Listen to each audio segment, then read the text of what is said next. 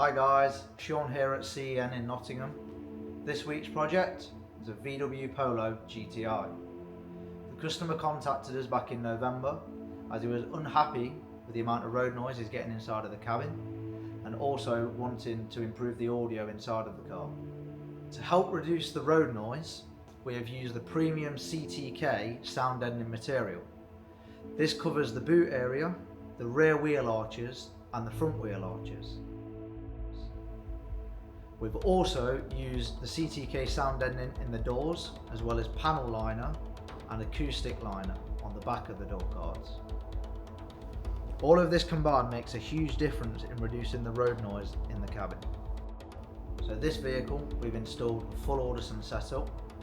So that includes Audison Prima components in the front, Audison Prima coaxials in the rear, and then the Audison 4.300 amplifier, which is located under the passenger seat.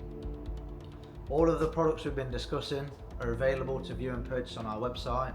If you're looking for an install or to get some ideas, feel free to drop us an email or a message. Thanks for watching, and we'll see you again.